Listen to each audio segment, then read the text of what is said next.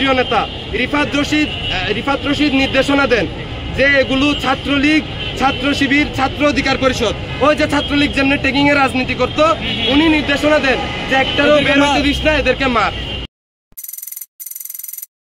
24-এর আন্দোলন সফল হওয়ার পরেও যারা সন্ত্রাসী দ্বারায় রাজনীতি করতে চায় তাদের জায়গা 24 পরবর্তী এই বাংলাদেশে হবে না।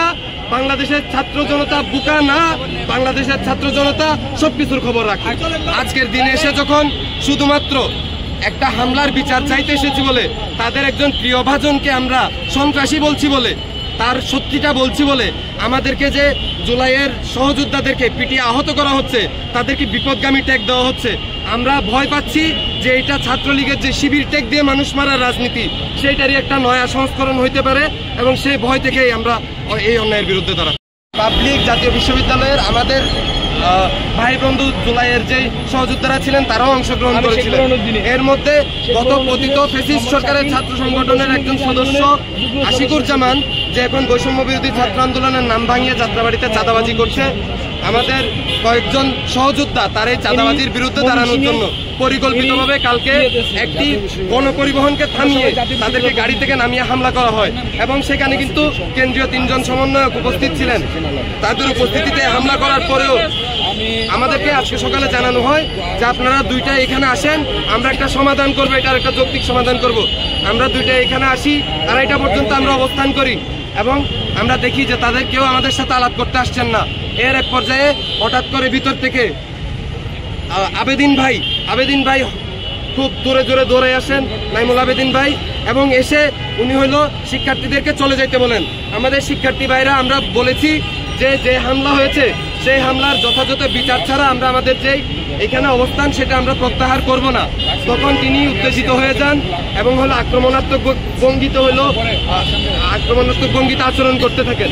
এর এক পর্যায়ে তিনি নিজেই আমাদের যিনি নারী শিক্ষার্থী আহত হয়েছেন আন্তা আপুকে সে নিজেই ধাক্কা দেয় এবং আমাদের যে সহযোদ্ধারা ছিল, একজন নারীর গায়ে যখন হাত তোলা হয় তখন আমাদের সহযোদ্ধারা স্বাভাবিকভাবেই সেটার প্রতিবাদ যখন করতে যান তখন আরো এক কেন্দ্রীয় নেতা রিফাত রশিদ নির্দেশনা দেন যে এগুলো ছাত্রলীগ, ছাত্র শিবির, ছাত্র অধিকার পরিষদ, ওই যে ছাত্রলীগ যেমনি ট্যাগিং এর রাজনীতি করতো, উনি নির্দেশনা দেন যে একটারও বের হতে দিস না, এদেরকে মার। আমরা বলতে চাই 24-এর আন্দোলন সফল হওয়ার পরেও যারা সন্ত্রাসী দ্বারায় রাজনীতি করতে চায় তাদের জায়গা 24 পরবর্তী এই বাংলাদেশে হবে না। বাংলাদেশের ছাত্র জনতা বুকা না, বাংলাদেশের ছাত্র জনতা সবকিছুর খবর রাখে। আজকে হলো যেহেতু তারা আমাদেরকে কোনো রেসপন্স করে নাই, আমরা এখন আইনের দ্বারস্থ হব। আমরা একটি মামলা দায়ের করতে যাচ্ছি যারা চিহ্নিত হামলাকারী আছে।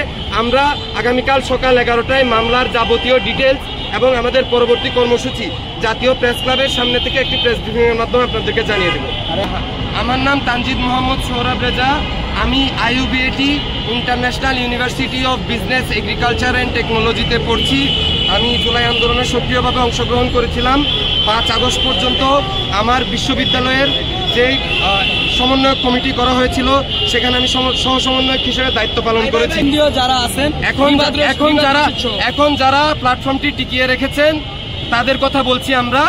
তাদের 3 জন কেন্দ্রীয় নেতার উপস্থিতিতেই কালকে হামলা করা হয়, কিন্তু সেটার কোনো বিচার আমরা এই পর্যন্ত পাই নাই।